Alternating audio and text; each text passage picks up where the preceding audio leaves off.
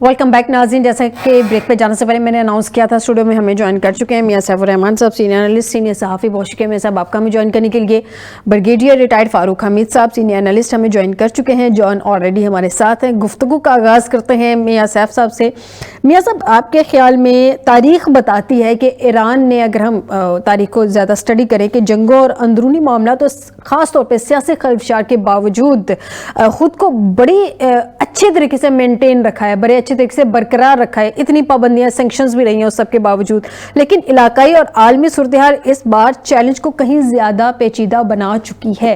हालात कंट्रोल में आ जाएंगे, या जो आज बातें की जा रही हैं इजराइल की तरफ से कि ट्रंप ने डिसाइड कर लिया है कि वो वहां पे मुदाखलत करेंगे, लोगों की मदद करेंगे, ज्यादा पेचीदगी देख रहे हैं? देखिए, पेचीदगी क्यों है? पेचीदगी इसलिए है कि वहां पे जो मकासद, अगराज और मकासद अमेरिका या इसराइल हासिल करना चाह रहा है, वो आसान हदफ नहीं दिखाई दे रहे। ठीक है, अगर आसान हदफ हो तो फिर पहले अनरेस्ट पैदा किया जाए, फिर कोई एक्सक्यूज ढूंढा जाए कि जी महंगाई है, फिर कोई सिचुएशन क्रिएट की जाए, फिर जैसे मेरे भाई जॉन साहब ने कहा, फिर मीडिया को खरीदा जाए, मीडिया के जरिए कुछ इंफॉर्मेशन पंप की जाए गलत, उसका ऊपर फीलर लिए जाए, गेज किया जाए चीजों को। लेकिन ना, ये पूरी स्ट्रेटजी आप देखें, माजी में CIA जस्ट पे काम करती रही है और मोसाद भी उसी पैटर्न पे चलती है। उसमें ये पूरी एक गदर की सी सूरत हाल बनाई जाती है। फिर बाद का धमकी भी इस नजरिए से दी जाती है कि जैसे अभी सुबह बस जंग हुई और सो हुई। तो ऐसा नहीं भी होता, यानी इतना आसान तो फिर भी नहीं होता। और पर्टिकुलरली इसलिए तो जैसे मैंने आपको बताया था कि मैंने एक डॉक्टर रिचर्ड बैरेट थे, उनका इंटरव्यू किया। वो यूनाइटेड नेशंस के और EU दोनों के वो एम्बेसडर काउंटर रेडिकलाइजेशन और काउंटर टेररिज्म दोनों के।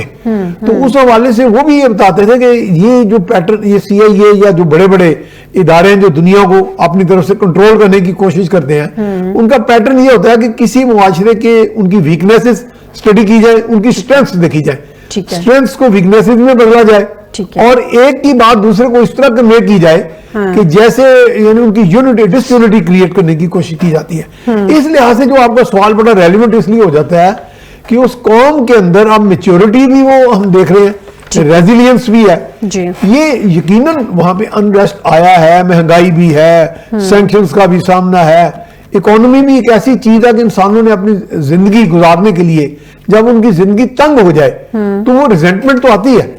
अब उसी रिजेंटमेंट को ही तो प्ले करती है CIA, उसी रिजेंटमेंट को तो प्ले अप करती है मोसाद, उसी रिजेंटमेंट के नतीजे में बंदे भी खरीदे जाते हैं। मैंने एक इंटरव्यू किया था, वहां के स्कॉलर आए थे, ही वॉज PhD मीडिया और मीडिया स्टडीज के, कोई वो किसी बहुत बड़ी इंस्टीट्यूशन के चेयरमैन थे। ठीक है, तो इंग्लिश अच्छी बोलते थे, उर्दू भी दरमियान में बोल लेते थे। मैं उनका नाम जरा इस वक्त ज़हन से हतफ है क्योंकि ईरानियन नेम था, मुसद्दक और डॉक्टर साहब थे। तो मैंने कहा कि डियर ब्रदर, ये प्लीज टेल मी कि ये जो बड़ी आसानी से आपके साइंसदान मारे गए, बड़ी आसानी से आपकी टॉप लीडरशिप मारे गई, कासिम सुलेमानी मारे गए और बड़े बड़े नाम पर, और इतनी प्रिसीजन के साथ। तो मैंने कहा अंदर की स्टोरी थोड़ी बता दें। तो उन्होंने कहा जी असल अनफॉर्चुनेट स्टोरी ये है कि हमारे अंदर वो इस हद तक पेनिट्रेट कर चुके हैं, हमारे अंदर लोगों को खरीद चुके हैं, और वहां पे उन्होंने बड़ा काम किया फोकस्ड अंदाज में। तो ये काम तो वो कॉन्फ्लिक्ट में भी बहुत सारी चीजें खुल के सामने आई है, गिरफ्तारियां भी हुई थी उस दौरान, मुझे याद है जी। क्या थी? ये जब ईरान और इजराइल का कॉन्फ्लिक्ट हुआ था, उस दौरान बड़ी सारी गिरफ्तारियां भी हुई थी। गिरफ्तारियां हुई।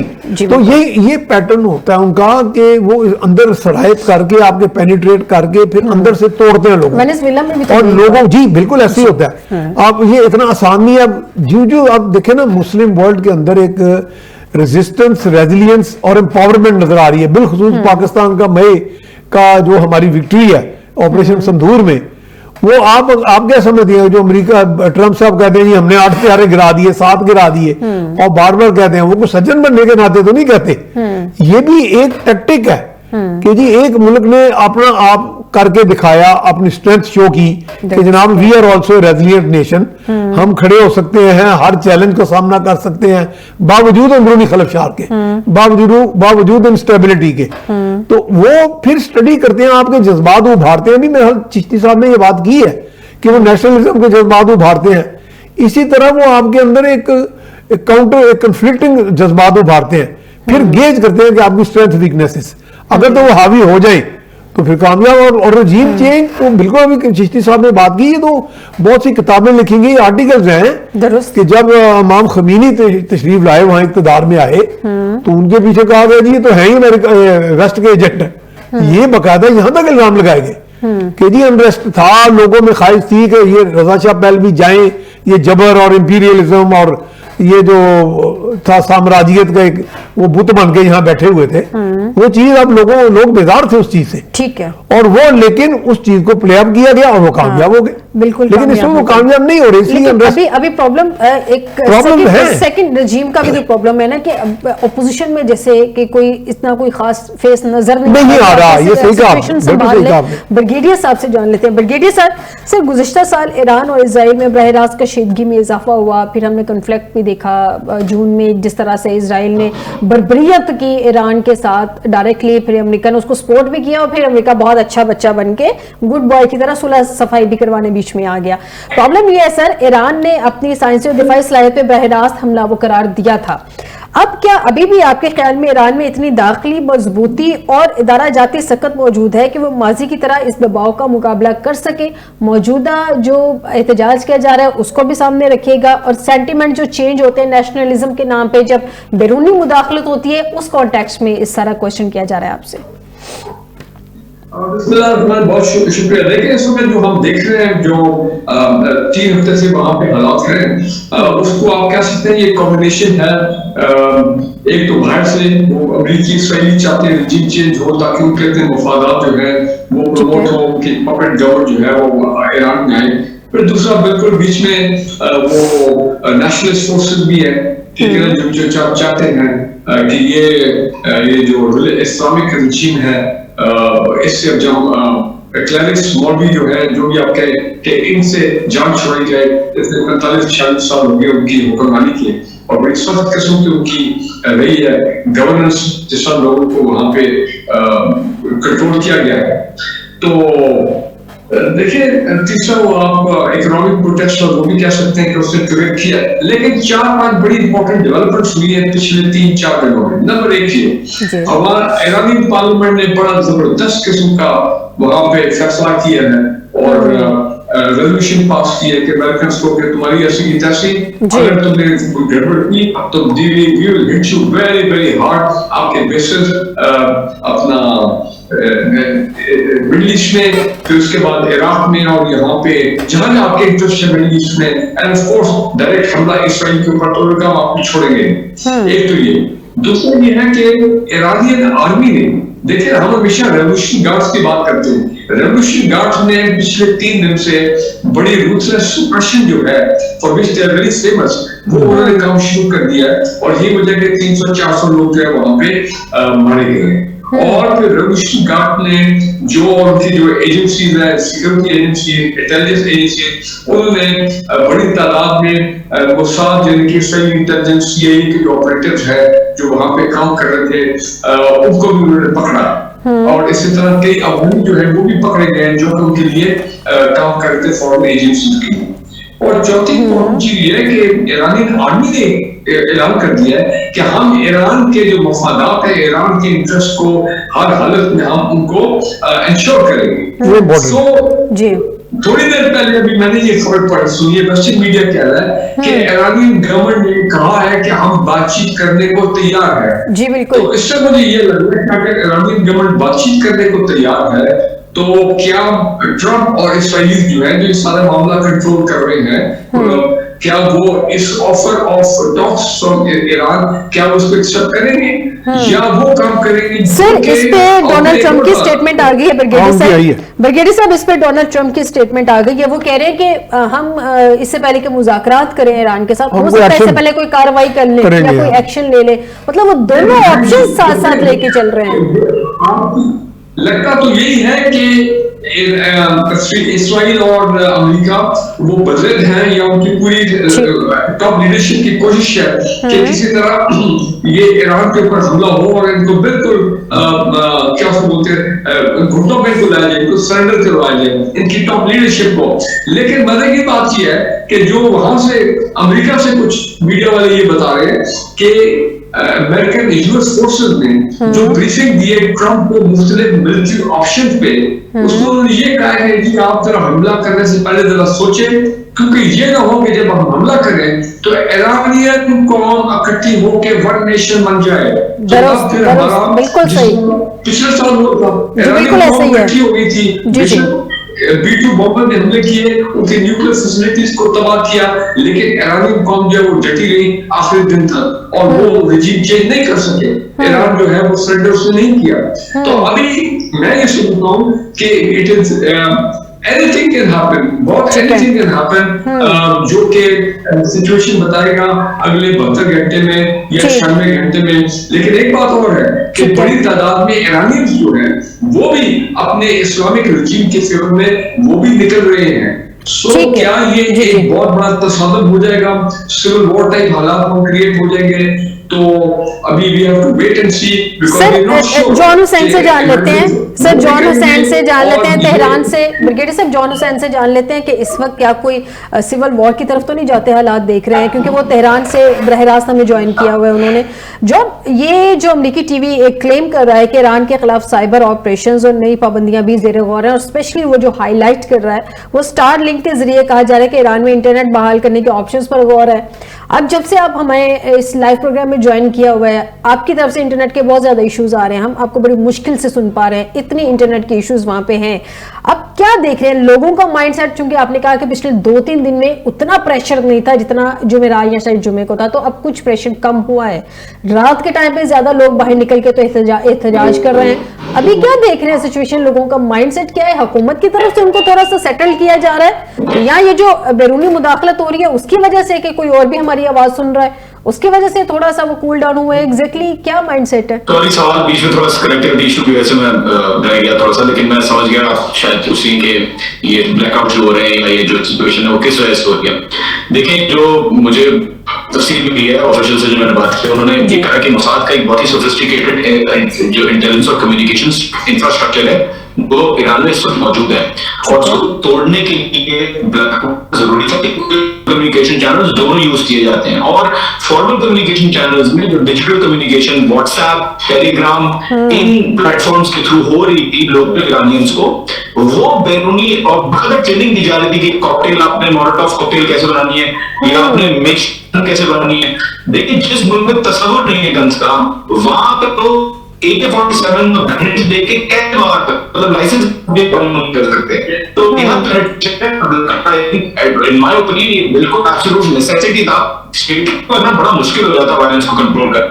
सेकेंडली, जो अवामी राय है, जनरली लोग यहाँ पे फील करते हैं कि चेंज होना चाहिए, उनके साथ इख्तिलाफ भी रखते हैं, और कुछ लोग ऐसे भी हैं, नो डाउट, कुछ लोग ऐसे भी हैं जो शदीद पूरे इस्लामी निजाम के खिलाफ हैं। ब्रिगेडियर साहब ने बहुत अच्छी बात की और राणा साहब ने भी बहुत अच्छा इसको एनालाइज किया। लेकिन मैं एक चीज ऐड कर दूं, देखिए, सोशल इंजीनियरिंग के साथ साथ ईरान के अंदर चल रही है। 30% देश के लिए ईरान इंटरनेशनल और मनोतो को यूज करते हैं। ये ईरान इंटरनेशनल मनोतो, ये चैनल्स कहां से फाइनेंस हो रहे हैं, कहां से उनकी फंडिंग हो रही है, गॉड ओनली नोस, क्योंकि एडवर्टाइजिंग तो ईरान के अंदर है नहीं, बाहर इन चैनल्स के थ्रू।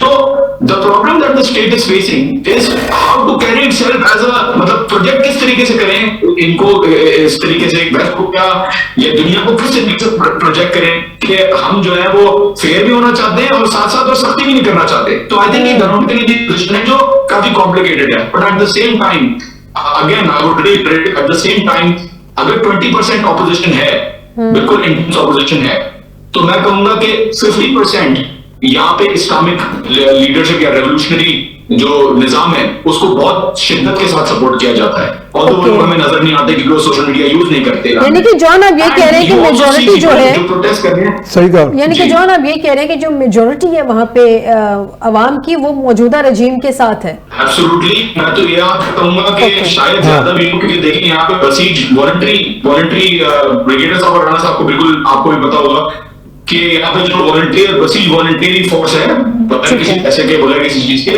अगर आप ईरान इराक के जंग के दौरान देखें तो गली के बाहर तक लाइनें लगी थी मस्जिदों के, क्योंकि वहां पे बसीजों की रजिस्ट्रेशन चल रही थी। देखिए, बहुत बड़ी एक पॉपुलेशन है जो एक्स पे, इंस्टाग्राम पे, फेसबुक पे नजर नहीं आती, क्योंकि ऑलरेडी इस चीज के ऊपर सेंसरशिप है। जो आपको नजर आता है ईरानियों के व्यूज, वो एक्चुअली डिसेंटिंग जो बाहर बैठे हुए होते हैं, जो इंकलाब के वक्त बाहर गए थे या जो भी पॉलिटिकल रिफ्यूज लेने के लिए बाहर गए, उनके व्यूज आपको ज्यादा नजर आते हैं। यहाँ पर मैं कहूंगा कि अभी क्योंकि और बड़ा वेरी स्मार्टली प्लेड, क्योंकि यहाँ पे सिविल वॉर की कंडीशन बहुत बिल्कुल कहा, तो मना किया गया है इनकलाबी तबकों या मजहबी तबकों को कि आप एंगेज ना करें, let them went it out. और इसलिए दफा ऐसा हुआ है कि आपको इतना क्लैरिटी के साथ स्टेट की कवरेज प्रोटेस्ट की, और बाकायदा जो लोग मरे हैं, तो लाशें कारिजा में दिखाई गई बीबीसी की तरफ से, वही लाशें स्टेट मीडिया भी आपको दिखा रहा है, पहली दफा हो रहा है ऐसा, देयर शोइंग इट, मतलब बिल्कुल क्लियरली दिखा रहे हैं उसको। तो आई थिंक ये बहुत मुश्किल है इस इस्लामी निजाम को किसी भी तरीके से। आई डोंट थिंक अमेरिका के लिए डिलेमा है कि अगर आएंगे तो लोग यूनाइट हो जाएंगे, और नहीं आएंगे तो रेजिम चेंज कोट एंड कैसे होगी, सवाल है। तो आई थिंक ये बहुत बड़ा प्रॉब्लम है। बिल्कुल सही कह रहे हैं, बड़ा मेन क्वेश्चन है मियां साहब।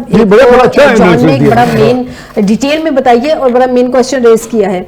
मुझे आपके ख्याल में अभी जो मामला चल रहा है, ईरान ने मुज़ाकरात के लिए राबता किया मगर इससे पहले कार्रवाई हो सकती है, ये जो स्टेटमेंट है, ये ट्रम्प की इसको धमकी जो है उसको महज बयानबाजी कंसीडर किया जाए, या डोनाल्ड ट्रम्प इस वक्त इस पोजीशन में है कि वो डायरेक्टली जो है वो इंटरवीन करे, डायरेक्टली आके अटैक कर सके ईरान पे? क्योंकि ईरान ने भी तो ठीक ठाक आगे से जवाब दे दिया कि भाई अगर दखल अंदाजी की, अगर मुदाखलत की तो हम फिर मुंह तोड़ जवाब देंगे।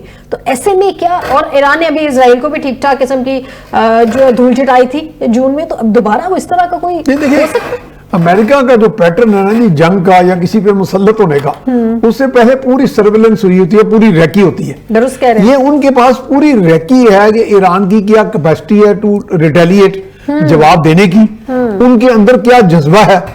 अच्छा, और दूसरा ये मैं एक लफ्ज कहना चाहता था कि हमारे दोस्तों के साथ आप एक लफ्ज कहना चाह, लेकिन मैं इस मेन पॉइंट में वो ऐड करना चाहती हूँ। तो क्या जब इजराइल ने अटैक किया था ईरान पे लास्ट ईयर, तब इन्होंने, इनकी सर्विलेंस नहीं थी इस हवाले से?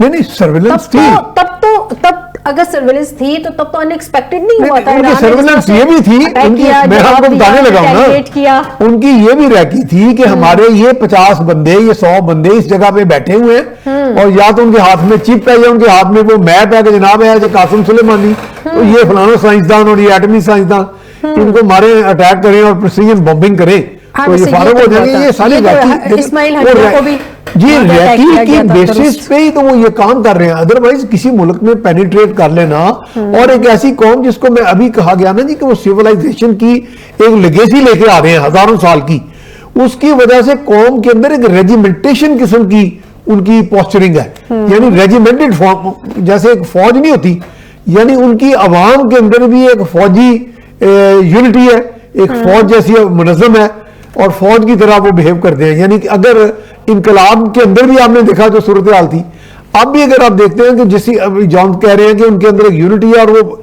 मजबूत लोग हैं, यानी रेजिलिएंट नेशन है, तो रेजिमेंटेड मैं कहता हूँ नेशन है। तो इसलिए ट्रम्प जो है वो हर तरह का हरबाज आजमाते हैं, थ्रेटनिंग पोस्टर भी रखते हैं साथ। वो आप देखें उन्होंने ज़ोहरान ममदानी के बारे में क्या कुछ कहा था, जब ज़ोहरान ममदानी उनके साथ आए, उनका छोड़ो यार वो तो ऐसे ही मैंने कह दिया था।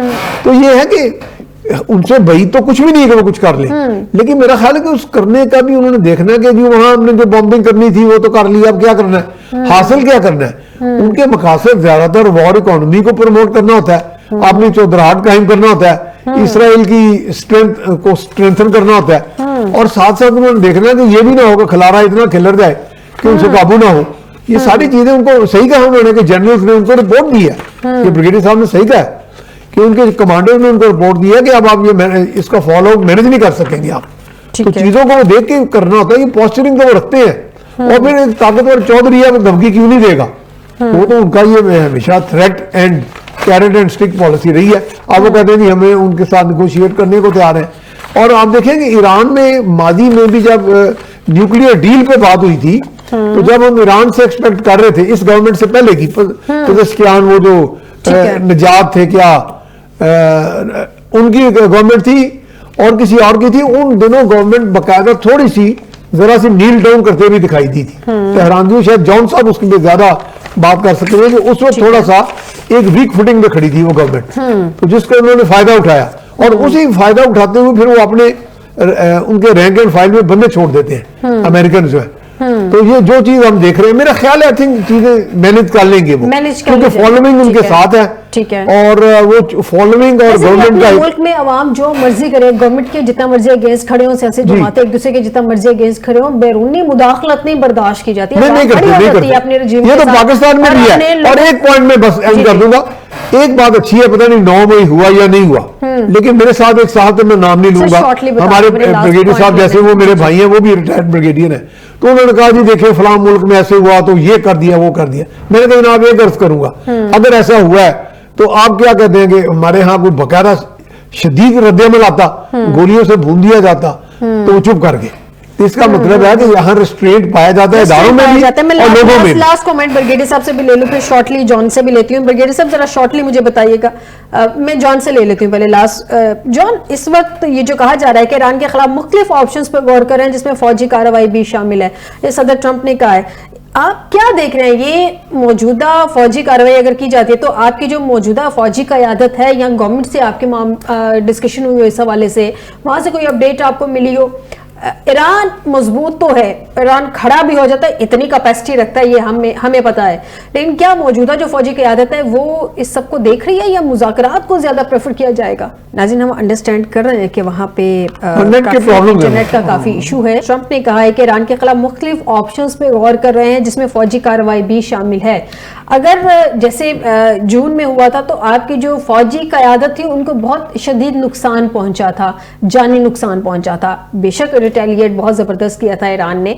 अब ये ज्यादा मुज़ाकरात की तरफ हुकूमत का झुकाव है या रिटेलिएट किया जाएगा बकायदा, मतलब हुकूमत का झुकाव किस तरफ है ज्यादा? लेकिन वहां पे इंटरनेट का इशू आ रहा है, जैसे कि हमने बताया भी है, जॉन भी आपको बता चुके हैं। इसका शॉर्टली आंसर मियां साहब से ले लेते हैं। मियां साहब शॉर्टली बता दीजिएगा जरा। मेरा ज़ाती ख्याल है कि जो ईरान ने एक मैसेज दे दिया था, मैसेज ऑफ स्ट्रेंथ, वो मेरा ख्याल उसको रिपीट अभी नहीं करेंगे, पहले तो अपने इंटरनल इश्यूज को रिजॉल्व करेंगे। अभी क्या होगा मुज़ाकरात? लेकिन मेरा ख्याल है कि वो they are waiting and see, जैसे एक लफ्ज कहा गया ना, let's wait and see, brigadier साहब ने कहा, तो वो अपनी जगह पे विजिलेंट रहते हुए, अलर्ट रहते हुए और ताकत अपनी मुस्तमर करते हुए अभी वेट एंड सी वाली पॉलिसी पे वेट एंड सी, यानी कि कोशिश किया जाएगा मामला मुज़ाकरात के जरिए सेटल हो जाए। अगर ना हुआ तो फिर तो ऑप्शन ही कोई नहीं बचता। जब आपके पास रास्ते को नहीं बचता, जब जंग मुसल्लत की जाती है तो फिर तो लड़ना ही होता है। उस मामले में स्ट्रॉन्ग। जी बिल्कुल, बहुत शुक्रिया मियां सैफुर रहमान साहब स्टूडियो में ज्वाइन करने के लिए। जॉन हुसैन सीनियर सहाफ़ी हमें तेहरान से बाकायदा ज्वाइन किया हुआ था, वहाँ की सूरत हाल बता रहे थे। और ब्रिगेडियर रिटायर फारूक हमीद साहब हमें